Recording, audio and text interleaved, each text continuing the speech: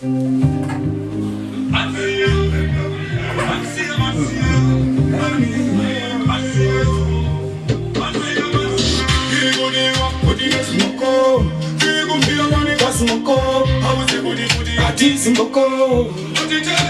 my shoko, Panova, Vagga size, achitaura, Nengoma, I was a good liar. You might really miss it down, said, research to the second underrated.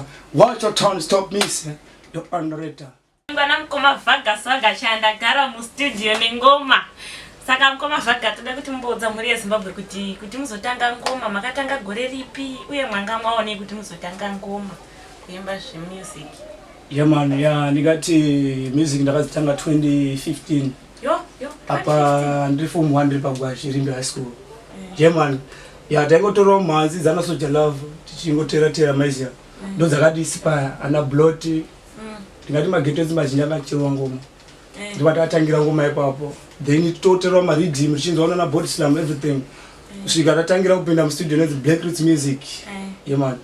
Ndopata atangira kuimba ndofaso nyangu wagetotsa nezanezi paGwashi. Nekuti pane musati maenda kure pane rimwe song ngoma renyura makamboimba so rakatenderera zvisingaitiri vanhu vanoriziva rekuti soja mubaraki rechi. Yeah man, yeah, ndikando ngoma rakatangwa zikane magetotsi roro. It was 2018 isingarasiki. Was pane chinhambo zvapo patiri papa 25. Ninge tatifambe chaizvo. Kwaka. Yeah man. Saka ngoma renyu rekutanga kuti start ramakatanga kuimba nderekuti chi? Song rakatanga kugadzira isandopinda mu studio ndichirungunakirwawo nevamwe vachimba chitedzera masongo evamwe. Nderekuti ma 1-1.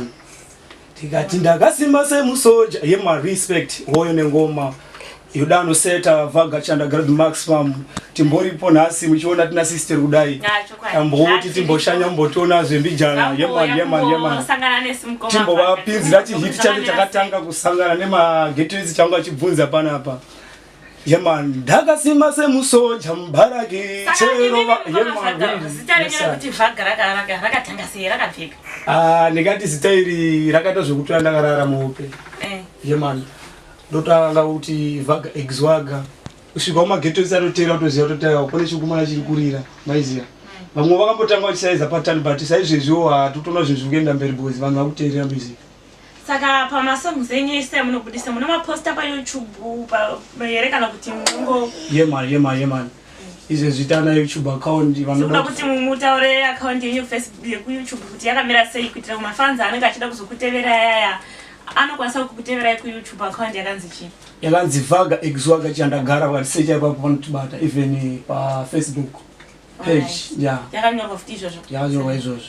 Alright. Vakambodaro vanosanganisa.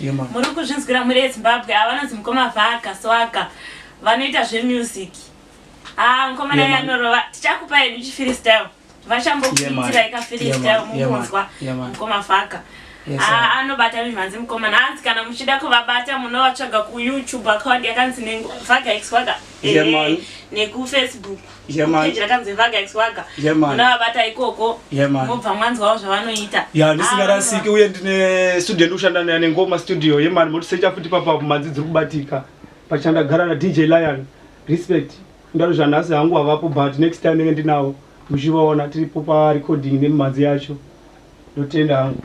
Tinotenda sure mukasearcha Vagga XGGER kuYouTube Nengoma Studios kuYouTube munokwanisa kuvabata vanenge varipo pese Nengoma Vagga kuFacebook ndizvozvo mukasearcha page rakanzi Vagga XGGER and Layan Nengoma Studios Layan Garbi Facebook page munavabata pese ikoko vanenge variko.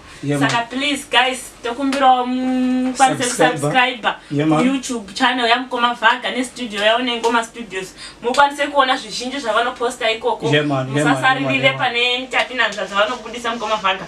Haiwa mukoma Vagga ndatenda.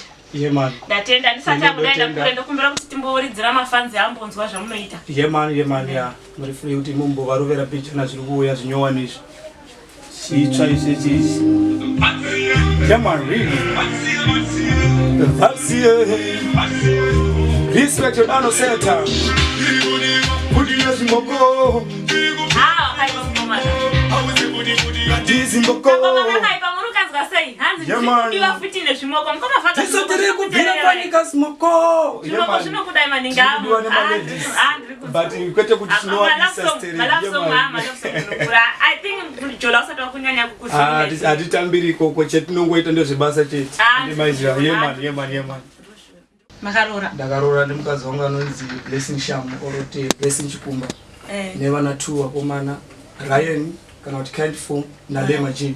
Alright, mukomavhaga ndapanzwisisa aiwa muri yeZimbabwe mukomavhaga vane mukadzi vakarora mukomavhaga alright ndapanzwisisa ndaona masong enyu mazhinji andafila ndonzwa masongs enyu akurira kune zverudo izvi saka ndaiti I think aiwa tingoma vanhu vanonaliwa nekuvakiridza dzimba ndo takti yacho iripo ndo focus yatagara tinayo maiziva sezvo munongoziva kuti tiri music industry ka zvatinoita sometimes munhu anogona kuya music but akatotumwa kupa message kune vanhu kuti agone kuvakiridza vanhu oro agone kudzisa vanhu according nekuimba